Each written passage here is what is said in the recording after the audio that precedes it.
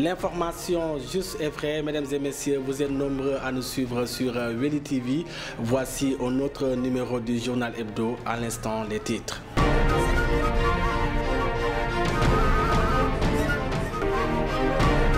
L'inspection de l'éducation et de la formation de Tambacounda a procédé à la correction des examens du CFE et de l'entrée en 6e ce mardi 13 et mercredi 14 juillet. 616 collecteurs ont été mobilisés sur 6938 copies harmonisées dans les centres de correction de Adja Aïdambay et Medina Koura. Nous y reviendrons avec Ngagne. Et puis, préparation de la Tabaski, ça bouge au marché central de Tambacounda. Malgré l'hivernage, les clients deviennent de plus en plus nombreux.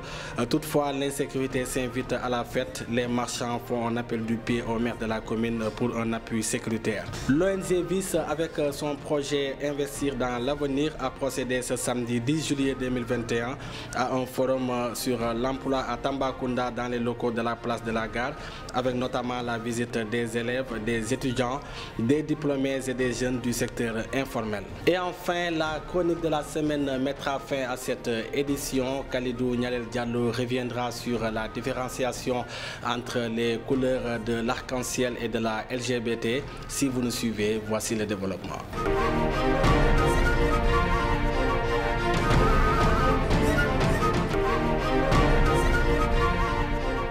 Le round-up de l'actualité de la semaine dans votre journal hebdo. L'inspection de l'éducation et de la formation de Tambacounda a procédé ce mardi 13 et mercredi 14 juillet à la correction des examens du CFE et de l'entrée en 6e. Au total, 616 collecteurs ont été mobilisés sur 6938 copies harmonisées dans les centres de Medina Koura et Adja Aïdambay, suivant le reportage de Ngagne. Il est 8h30, le coup d'envoi est donné par le chef de centre pour la correction des examens du CFE et de l'entrée en 6e édition 2021. Monsieur Djedjou, le chef de centre de correction de Adja Aïdambay, salue l'organisation sans faille du bureau des examens et concours, mais aussi le sérieux remarqué chez les correcteurs.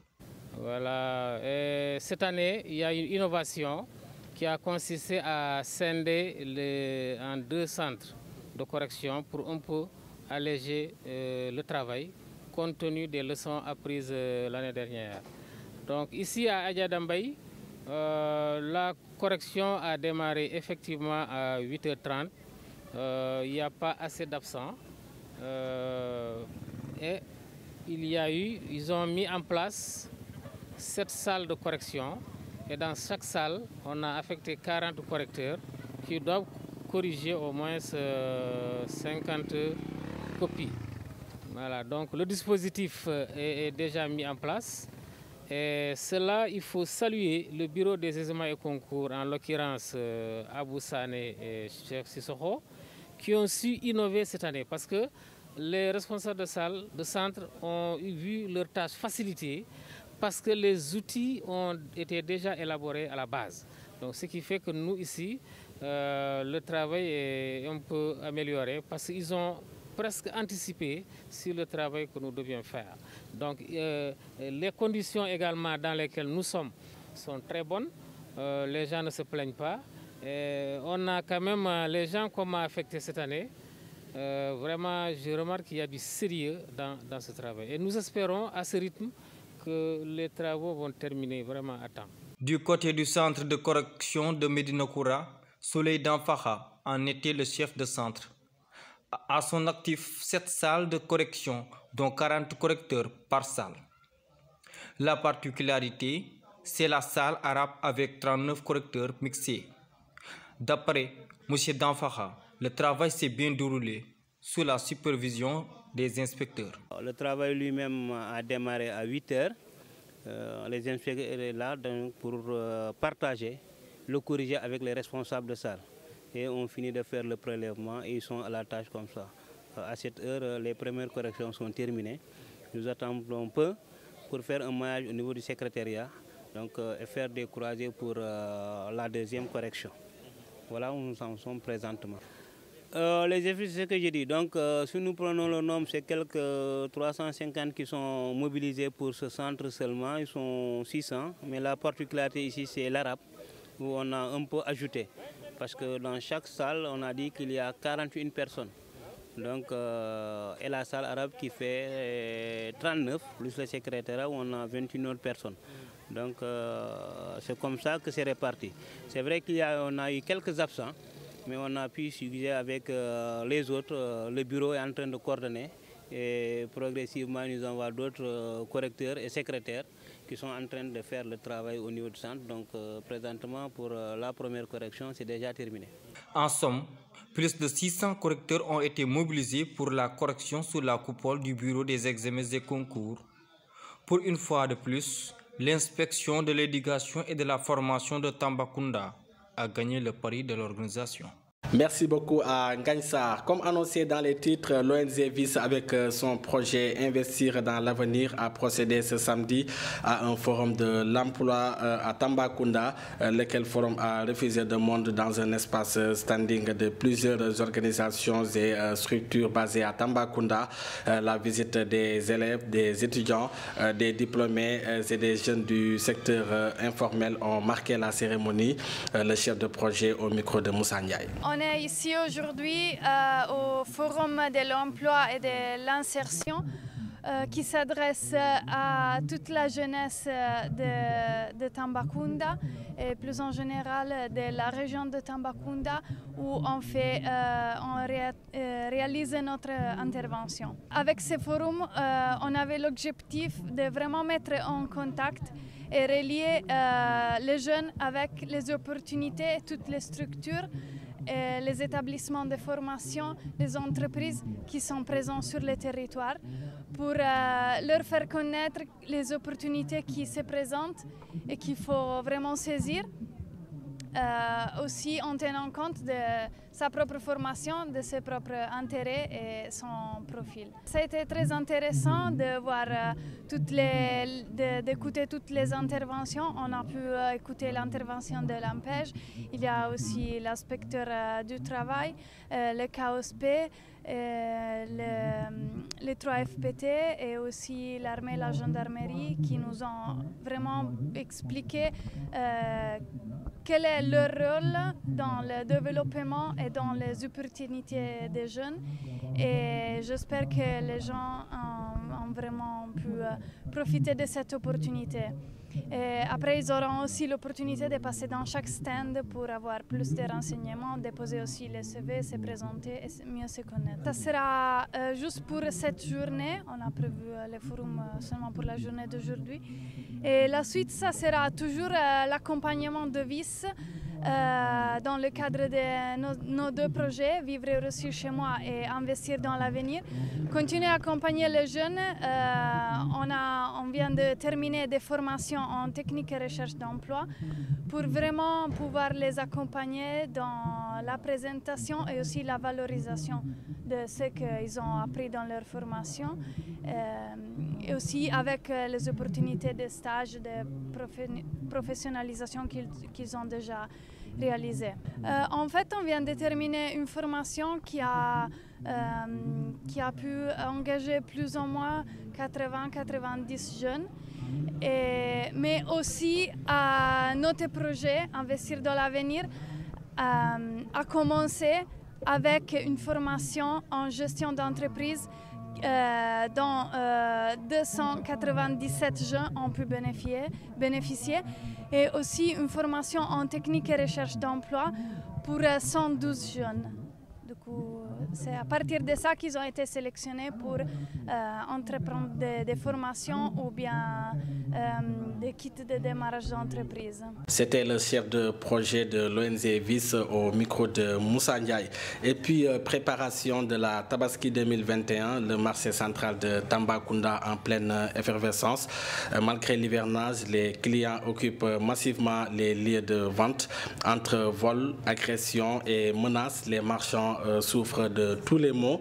Ils font un appel du pied au maire de la commune pour plus de sécurité. Suivons le reportage de Maïmouna Niang. À Tambacounda, la vie est rythmée depuis plusieurs jours pour les préparatifs de la Tabaski. Les marchands ne sont pas vernis à cause de l'hivernage, mais n'empêche que les clients attendront toujours les derniers moments pour envahir le marché.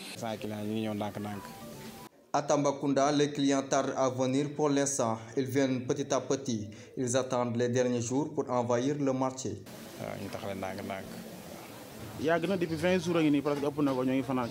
Ça fait une vingtaine de jours qu'on a commencé à passer les nuits dans nos ateliers et on a arrêté de prendre des clients car on doit terminer tout ce qu'on a engagé avant la fête.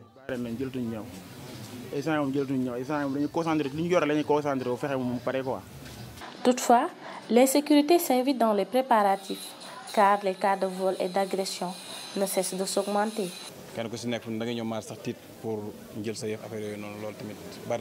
Tout le monde a peur car les cas de vol et d'agression ne cessent de s'augmenter, raison pour laquelle parfois beaucoup de gens viennent au marché sans leur sac à main.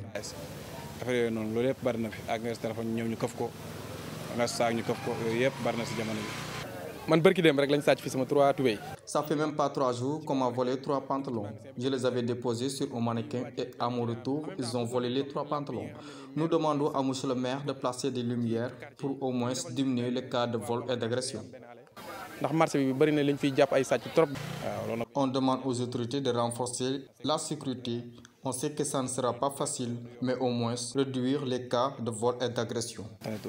Dès lors, les marchands demandent à la municipalité de sécuriser davantage le marché en mettant à ses dispositions des agents de sécurité et de luminosité pour au moins réduire les cas de vol et d'agression. Nous espérons que le maire de la commune entendra ce cri de cœur des commerçants. À présent, sport, l'Assemblée générale de renouvellement de la Ligue de football de Tambacounda s'est terminée en queue de poisson. Les délégués du camp du renouveau ont décidé de tenir un point de presse pour fustiger le hold-up électoral qui se trame dans la Fédération sénégalaise de football. Ladji Camara était sur les lieux. Suspension de l'Assemblée générale de la Ligue de football de Tambacounda. Le camp du changement a tenu un point de presse pour élucider cette affaire en apportant des précisions de taille. Et cette suspension serait l'avortement d'une tentative de lobby pour imposer un candidat au Tambacounda selon ces derniers. Alain Kabou, membre du camp du changement, a dénoncé d'abord les mauvaises conditions de l'organisation du renouvellement, la volonté de l'équipe sortante de ne pas vouloir faire dans la clarté avant de soutenir que les mains tapis dans l'ombre ne peuvent pas leur dicter leurs dirigeants et qu'ils les choisiront eux-mêmes et de façon libre et autonome. Quand on est venu, les mauvaises conditions d'organisation, même de la salle qui nous avait accueillis, laissaient déjà croire à la mauvaise volonté de l'équipe sortante quant à l'organisation matérielle de cette élection. Il n'y avait pas assez de chaises, ça c'est avéré, tout le monde l'a constaté. Et il y avait même des délégués qui étaient debout pendant tout le temps qu'on a passé là-bas. Et leur volonté de ne pas aller au vote, en tout cas le camp du président sortant, a été manifeste et a été observé déjà et manifesté par le fait de ne même pas avoir prévu pour des élections de ce genre un isoloir et un bureau de vote tel que une urne telle que stipulée par les textes qui nous régissent. Donc c'est dans ces conditions que nous avons travaillé pour effectivement mettre en place le nouveau comité de la Ligue de football de Tambacounda. Mamadou Ba du Baobab Football Club et candidat déclaré à la présidence de la Ligue a parlé de carottes déjà cuites pour l'équipe sortante, raison pour laquelle les superviseurs Kamaté et Sancel Yatmalo ont décidé de suspendre la rencontre sous aucun prétexte. Toutefois, Mamadou Ba dit non au hold-up électoral qui se prépare. Aujourd'hui, saluer cette initiative que nos doyens ont eu à faire pour quand même qu'un groupe se retrouve pour parler du changement. Et ce changement, je pense que doivent exister et doivent se faire au niveau de cette Ligue régionale de football. Je pense que, comme l'a dit Elbo, voilà 72 heures qu'on a préparé cette Assemblée générale. qui est terminé en queue de poisson par et dû au superviseur. C'est pourquoi on s'est retrouvé ce matin pour dire non. Non au hold-up électoral qui se prépare. Non à ce que le comité électoral qui était venu superviser est venu superviser, mais ce comité, hier, on a senti que ce comité veut diviser le football de la région, veut diviser les populations du Sénégal oriental, veut diviser les populations lignani. Et là, on est là et on dit non. À présent, on passe à la chronique de la semaine et c'est l'affaire de Khalidou Nialel Diallo.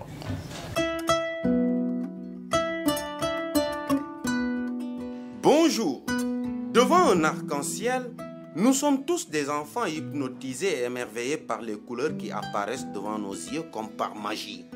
Mais qu'est-ce qu'un arc-en-ciel exactement? Un arc-en-ciel est un phénomène météorologique lumineux qui, comme son nom l'indique, prend la forme d'un arc.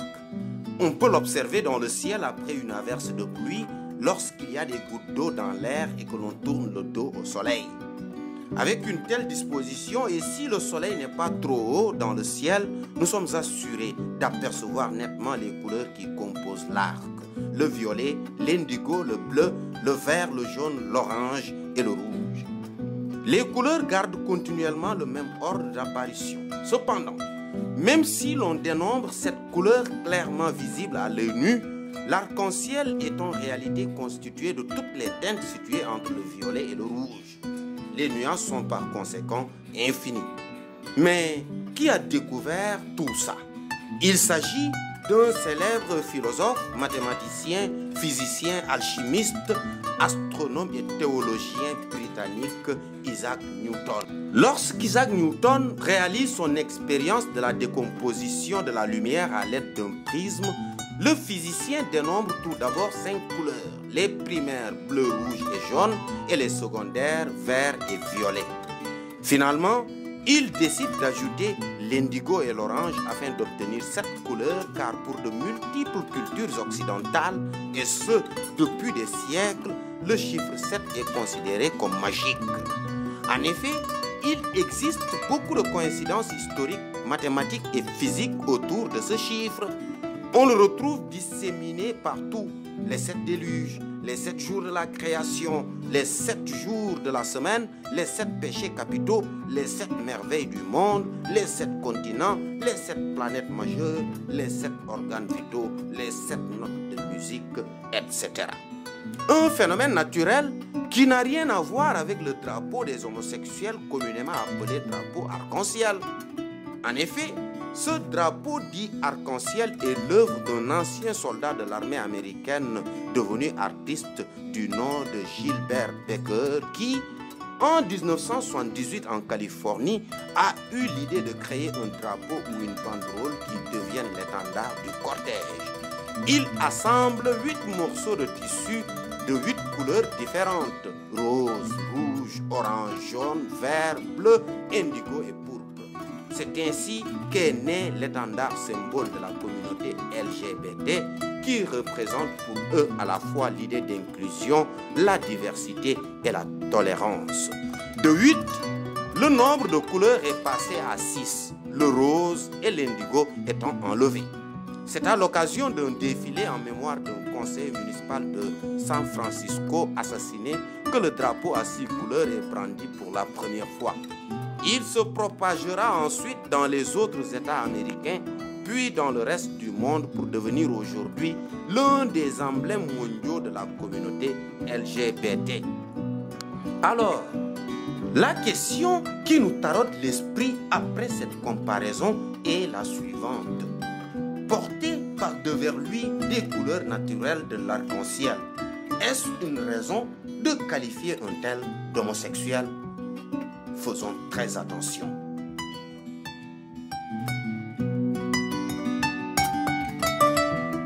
Ça n'est tout pour l'édition de cette semaine. Mesdames et messieurs, merci de nous avoir suivis. Merci également aux techniciens pour la réalisation de cette édition. Rendez-vous la semaine prochaine.